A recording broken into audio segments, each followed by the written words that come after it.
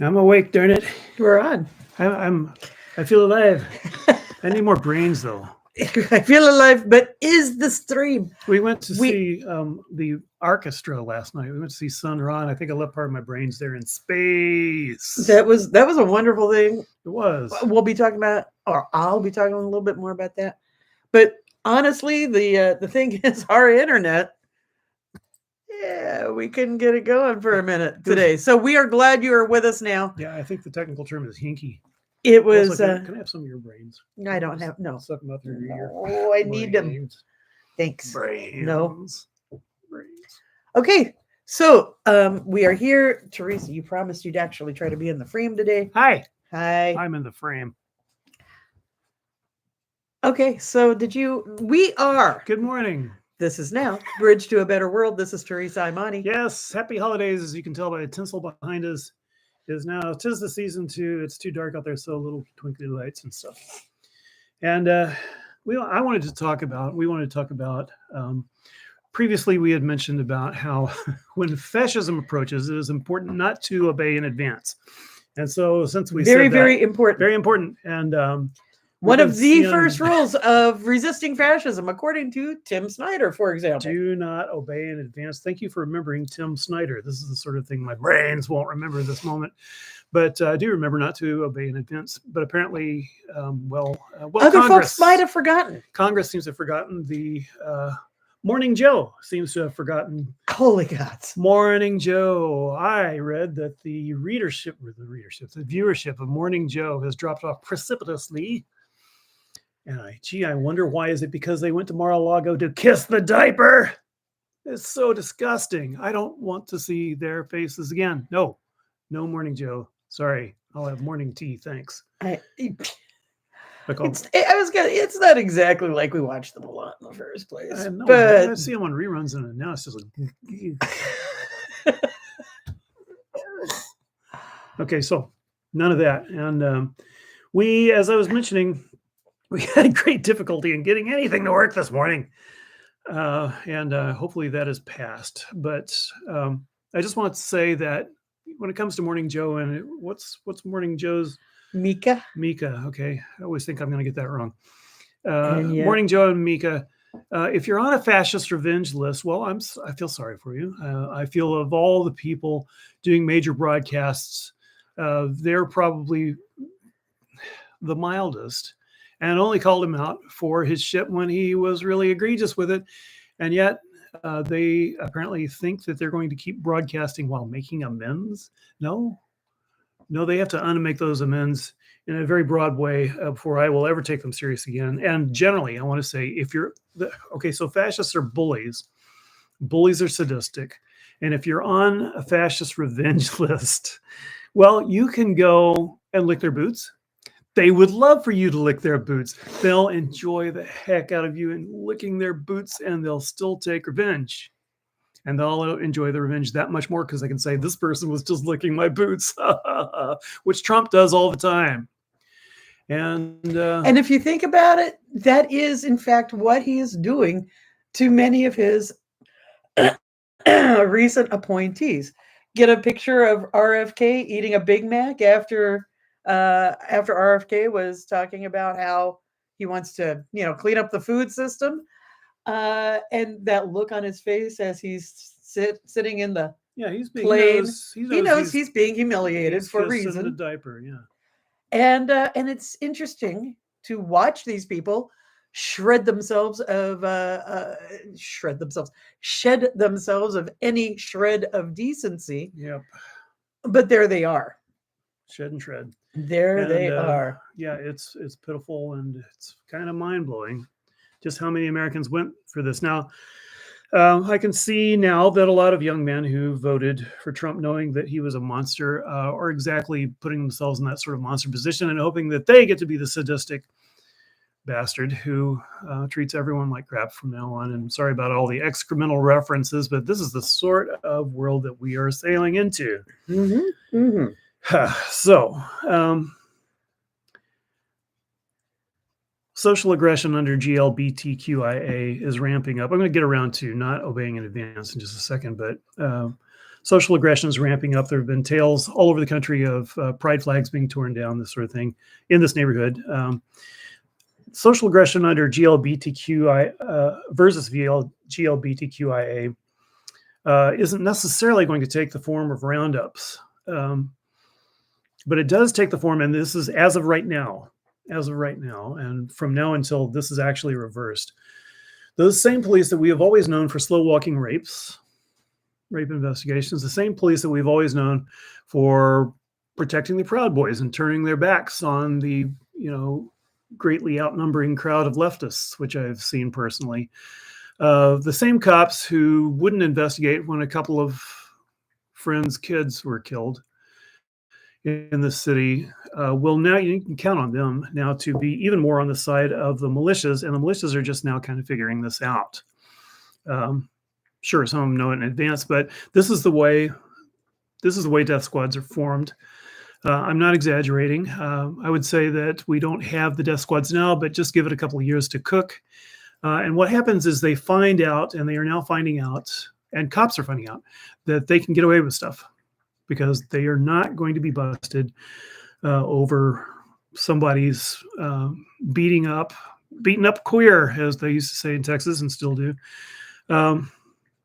These are the people who have always been over slow walking that, and PPB has famously held off the federal courts even for years, just because they want to be able to freely beat up people with mental health problems or shoot them. And this was a problem in the Bud Clark administration. I was just reading, I think it was in Willamette Week, a comment on Bud Clark and what it was like under him, and he had the same sort of problems with the Portland Police Bureau. They have been in power, and they've been that bad for that long.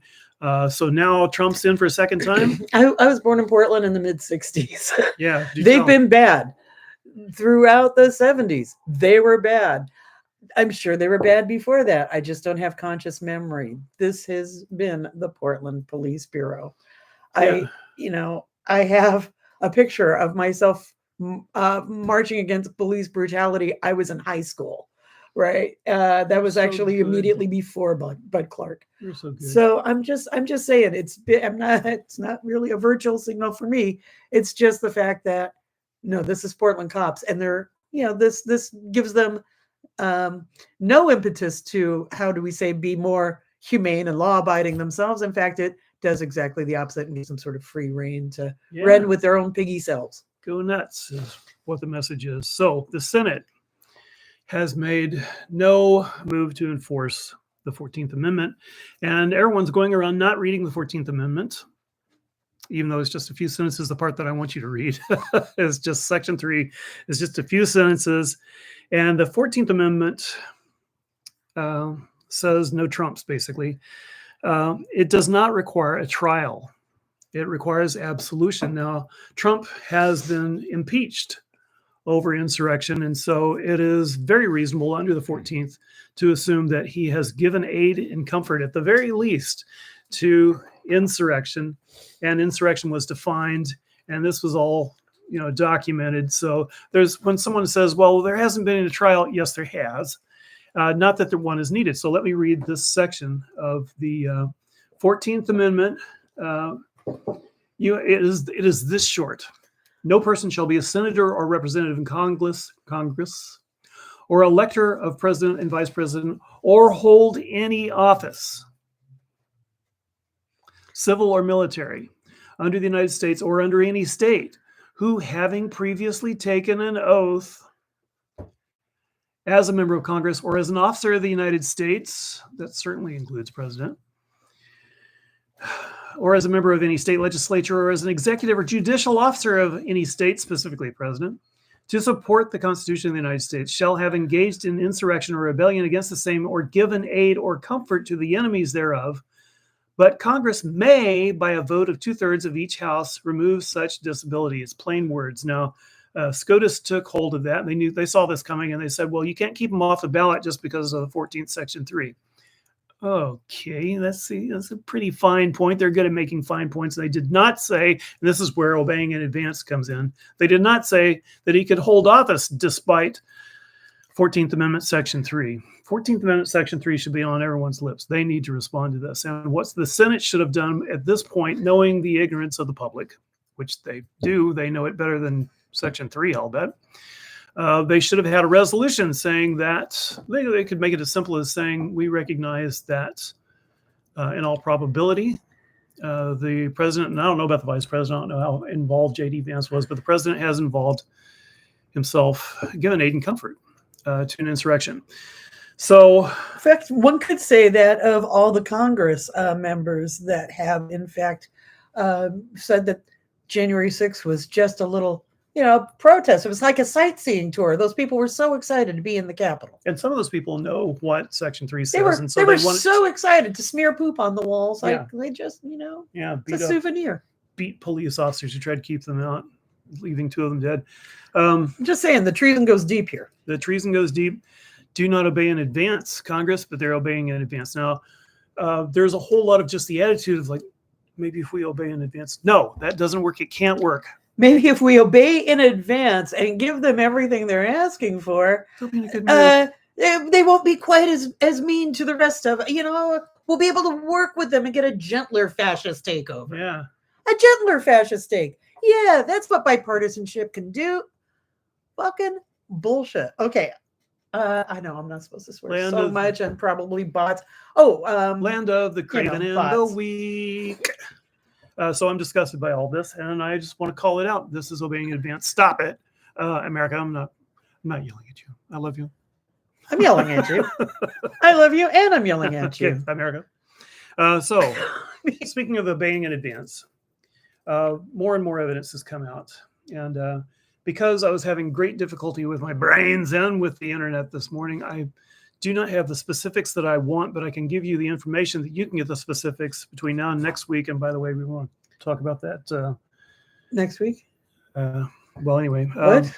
I want to talk. It reminded me that we would like to meet with you. Anyway, the tabulation statistics stink. They don't add up. The votes are being increasingly tabulated, and it's being very clear as statistical analysis is done, which is something that's done after the election, of course, that there are far too many votes that only said Trump. These are called undervotes or bullet votes. There are far too many undervotes to be real. In other words, votes for Trump have been inserted into at least the tabulation of the votes. Now, we don't know what it actually says on the ballots because they haven't had hand recounts, but yes, it is time for hand recounts. That is not the only thing. There have been poll closures. There have been challenges to the point of millions of people denied their ability to vote. These are people who voted, were not on the list because they've been challenged by some right-wing asshole, along with thousands of other people. They think they voted. They think their vote counted. It didn't. This needs to be sorted out. Hand count. The way it works is if you're kicked off the vote registration list, or if you're kicked off and you think you're going to get around it by showing up in person and saying, please give me a provisional ballot, your vote isn't counted. It is not counted because only the votes that are on the registration list are counted. So this is obeying, letting this go through without demanding a recount is obeying in advance. I have contacted AOC last night via Blue Sky desperately. I doubt anyone will ever see this, but I tried to contact her via Blue Sky last night, and I asked you to contact your I might use their office numbers and things Congress like that critters. as well. I'm going to do some more on this, of course, but don't leave it up to me. Everyone should, in fact, be contacting all Congress critters to remind them their need for backbone. Now, AOC has a backbone. Yes. She is out there fighting. Yes, but chain of custody was lost massively. Yes. Chain of custody was lost and run through Starlink, which is owned by Elon Musk, who cheats in any possible way he can. He's famous for cheating, for offering millions of dollars when that's clearly illegal to voters. So tabulator seals were broken at bomb threat swing state locations, and that is the sort of detail that needs to be cleaned up. But do not obey in advance. There is enough evidence to call for a hand recount. This must happen now. It doesn't matter. It is not a legal thing that Kamala conceded. That's not a legal gesture. I remember having this argument over Al Gore. Well, he conceded. Well, so what? That's not anywhere in the Constitution. That's just being polite. So, and she's a polite gal, and she's got to take it back and say, wait a minute, we need to actually count all the votes. And I am talking about millions of votes. And let me just quote a little bit of what Greg Palast has written about this. This is at gregpalast.com. The article is called "Here's What We Do Now, a Personal Note." And he said, no way around it. This is one frightening moment. Decades of progress created with sweat and determination face destruction. Within the next 6 months, we may see the Voting Rights Act repealed, not just eroded away, repealed. Civil rights set back 50 years. The entirety of our environmental protection laws burnt in a coal pit. Police cruelty will be made our urban policy. The education department closed to give billionaires a tax holiday, and howling anti-Semites will be appointed White House counselors. Steve Miller. Just saying. Yeah. Did Donald Trump, okay, so he writes, but the horror we face is countered by this one hard question the U.S. media will ignore. Did Donald Trump actually win this election? If so, was it really a landslide? Here's something you won't read elsewhere. In the last presidential, according to the official count of the Federal Elections Assistance Commission, 2.7 million provisional ballots were rejected. That's where he starts. Later on, he talks about vote purges and 10 million ballots. So yes, the numbers are there. The actions are there. The need for recount is clearly present. Call for a recount, please. Have the nerve to do so at this time when you will be roundly sneered at, and not just by fascists, but by people who are afraid and who want to obey in advance. They'll tell you to be quiet. And I've had relatives tell me this is the time to be quiet. I'm not going to be quiet. I'm not a quiet person. I am Teresa Mitchell. I remain Teresa Mitchell. And that over there is Ani Haynes. And we are not going to shut up about this. And I ask you also to be loud about it, to find out, to know, to be sure in your own heart, with your own brilliant, shall we say, tabulation. Yeah. And here's my, not off the cuff. I'll admit it's off the cuff, but here's my reasoning. We know, we have seen that for the extreme right, every accusation is a confession. Yes. And the fact that they made so much hoopla, shall we say, that's okay. over the 2020 election, like don't swearing up and down that in fact, that was stolen. So that now, should we actually say, this election is a little hinky for all the reasons Teresa just named, I think we should have a recount immediately. We'll get this pushback of, oh no, we're not like the megas. We're going to accept this, election result. We're not going to run off with tinfoil hats. We're not going to. And it's like, actually, there are some things that should be checked out. I'm not talking what the scam that the megas were doing and have continued to do, decrying a stolen election with absolutely no evidence. That was slapped down 64 times, right, in various courts. And if we pay for 64 times in recounts, I guarantee Kamala Harris is the president. But I'm not going to guarantee that. I just want an actual accurate count. And it looks to me like it could make a difference, but we don't know if it will. Well, as the votes until it actually happens. The margin is also come. This is another thing. As the votes are counted in toto, the margin has gotten smaller and smaller. And when I'm talking about 10, 12 million votes, maybe more, yes, I really think, looking at everything, this is my gestalt, and I'll stick with this. Kamala won the election, and it is up to us to prove it.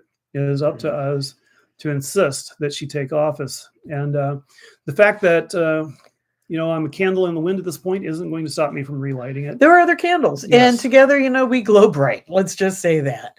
And we do need to, again, contact all your Congress critters, contact all elected reps that may have an ear. I have some hope for Merkley. Merkley was standing up to some crap that was being pushed this week. Merkley is going to be an important figure. He is an important figure. But aside from bolstering the squad, which absolutely needs to be done, we need to, in fact, grow more spines for more sitting Congress critters, because it's going to be really, in large part, up to them to not obey in advance. Any journalist that has been decrying Trump being a threat to democracy, who is now saying, well, the people have spoken, okay. The heck with them. I'm really trying to rein in my language this morning. Yeah. The heck with them. It is not a good look to be decrying the end of the world and then being like, well, you know, but at least we can have a picnic. Like, what the hell is that? And you, yeah. Go, I'm sorry, go ahead. Oh, and you know, bless Joe Biden, the lifelong statesman, wanting to go out in a diplomatic and statesman-like way. But again, Cross my eyes harder. Warn the public of the fascist leanings that Trump had, noting the incredibly accurate threat to democracy that he is, and then to say, hey, buddy, you know, it's politics. Come on and let us know if you need anything to help you have a smooth transition. Makes me effing want to gag, right? There needs to actually, we cannot just sort of say, well, it's normal. Now, we are about to find out exactly how not normal it is.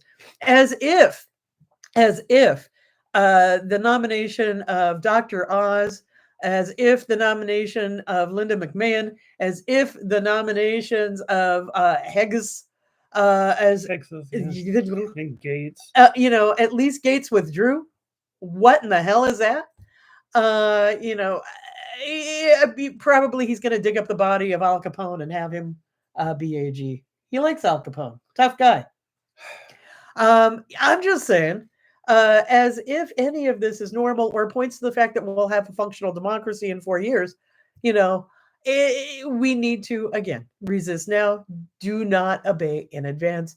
Insist that others resist now. Okay, and so the first day, one of the great fascist, you know, the great fascist part of the first day will also include firing military officers who are not loyalists. And I want to say to those military officers, like, you know, who are, of course, are watching this program, and they're not. Maybe somebody knows somebody who knows somebody who. It's knows that ripple effect. Why do we do any of this? Officer, right? Please remember the Uniform Code of Military Justice. Do not obey illegal, unconstitutional orders. You took an oath to the Constitution. What I was saying about the 14th is correct. Please read the 14th for yourself, if you can be bothered to read 3 sentences. And don't take orders from a commander-in-chief who's not supposed to be there. He says you're fired. Tell him, no, you're not. You're fired. You can't have that job until you're approved by 2/3 of both houses of Congress, and he's not. Right. There is that. So it is where we are at in America right now. Find your peeps. To that end, we do want to gather with you. We have a couple of suggestions for coffee shops. But let us go ahead and note, we are on Blue Sky now. We have AniRaven.bluesky.social.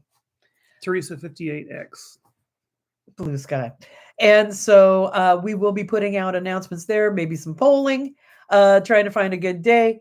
And we will be back next Friday, by Nothing Day, otherwise known as the day after any kind of feasting and family on a holiday with a very, very bad history. Do you have more? No, I'm curious to know what the cards are saying to you now that we've had our psyches, space hardened. There's a couple of things I want to know. One is Teresa's mentioned a few times that we went to the orchestra last night. Sun Ra's orchestra. Sun Ra has passed on now for 31 years. But the orchestra continues strong. Boy, are they shiny and sparkly. And those guys are just genius musicians. I mean, I was saying, wow, 20 chord chains in 10 seconds, and not just for Flash. No, that's how the song goes. This is, they're amazing. I'm just going to say. And for me, this is part of resistance. we have to remember to dance.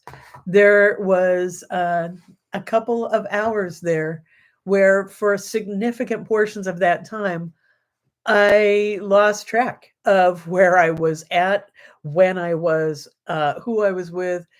I was someplace else. I was transported by music. It is a transcendent experience. And so I want to put out there the importance of seeking transcendent experiences, the importance of seeking joy and connection. Uh, the the the mood going into the theater was good, expected, good. The mood coming out of the theater, people were jubilant. We were, there was a part of us that were healed. And it And wasn't just the so, left-handed cigarettes.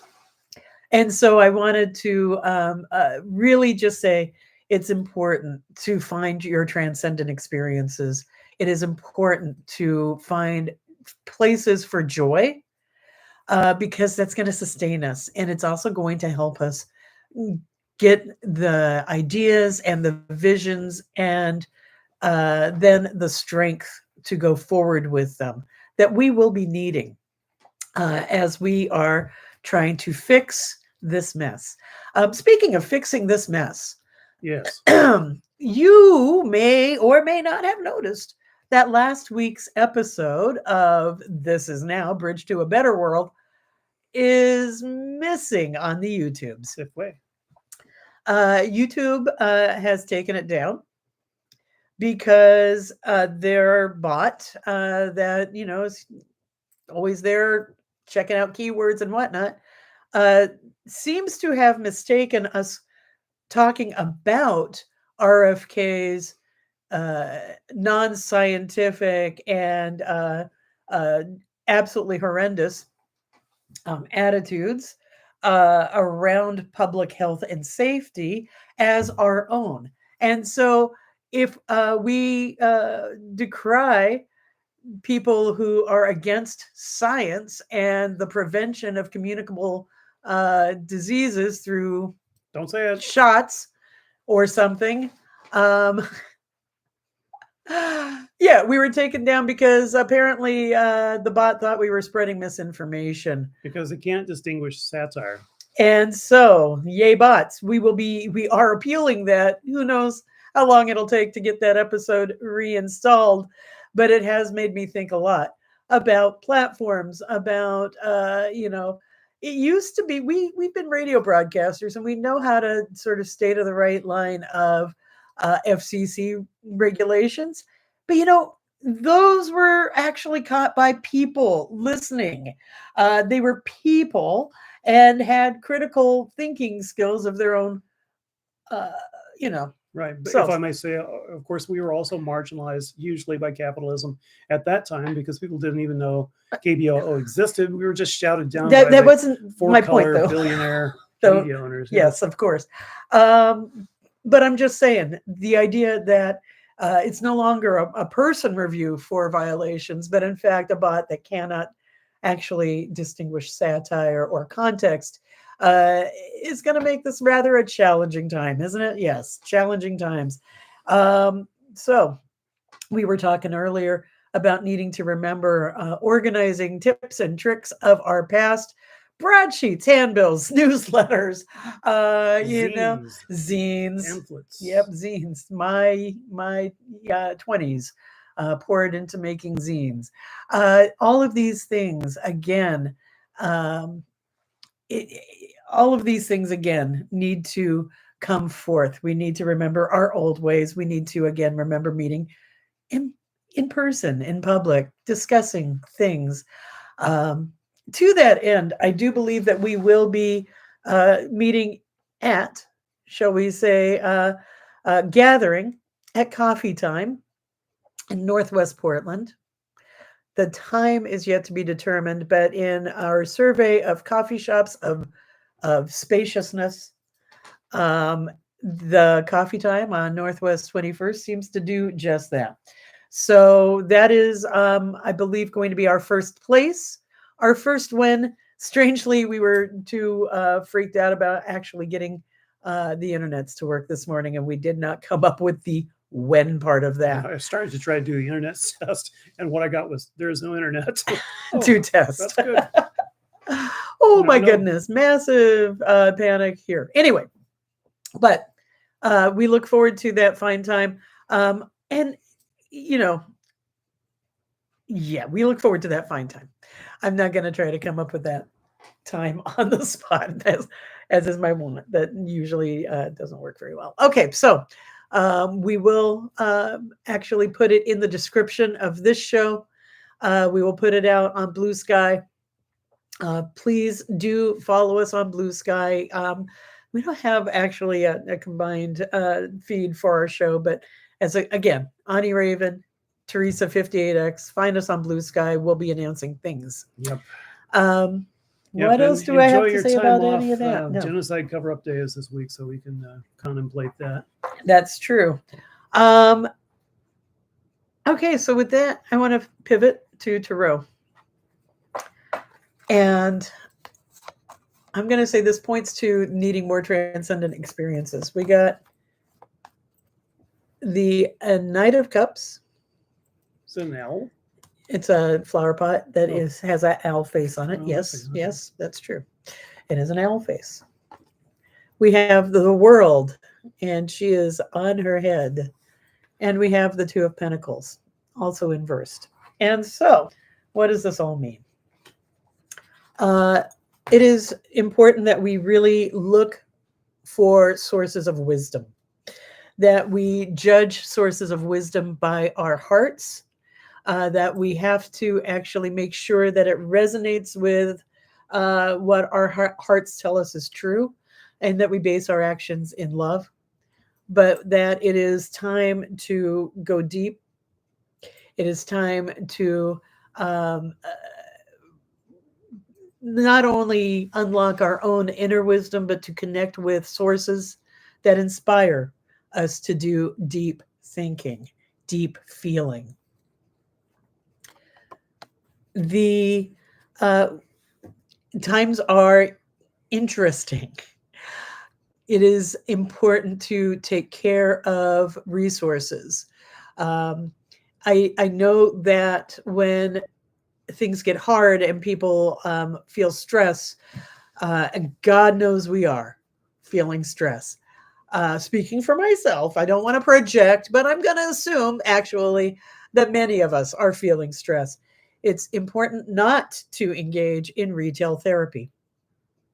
It's important to actually take care of resources that will probably be needed for important sort of maybe even survival-like things. Remember to take care of each other and to make communities stronger. Think about using resources in ways that will make us all stronger, to bolster us together. It's time to really guard what you have and be strategic about its use. And the World, again, on its head, means that there are probably things that we are not yet seeing. We are, the World talks about being very connected, very in tune. It is about completion. On its head in this deck points to we're probably overlooking something obvious. Things are not completed. Do not think things are completed. They're not completed. So it's about needing to find the missing pieces.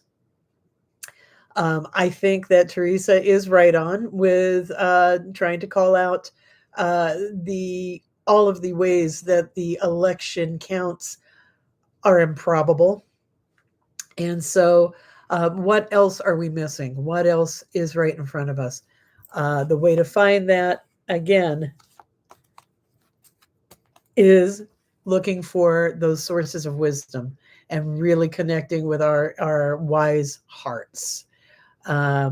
We find those answers together. We each have a little piece of the puzzle. Our perspectives, this is some of the importance of actually meeting in person and having really good conversations, because we each have our own unique perspective we can bring to the table. And as those all shine together, all the facets of that jewel of wisdom, we can in fact see and inform each other and find that little hidden door that we need to look for.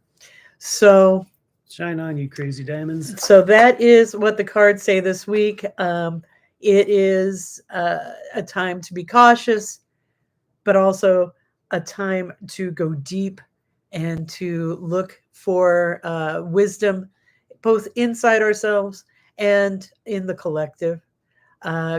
Go to where your inspiration is.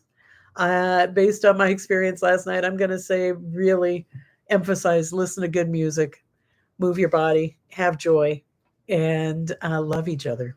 Yay. Space is the place, but Earth is pretty good too. So let us work together to keep this glorious planet going, healing. And again, we do it together. This is now. It's a bridge to a better world. Oh, we dearly hope.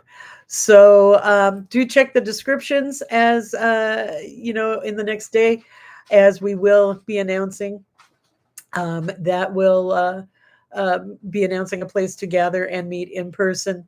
And with that, yes, take care of each other, love each other, be good to each other, and we'll see you next week. All right. Our love goes out to you and to all the ships at sea. Like and subscribe. Yeah, please hit those little buttons. Helps. I'm going to read the comments now. Yay. Oh, also hit that notification bell. We could, again, do this anytime. Bless y'all. Ding.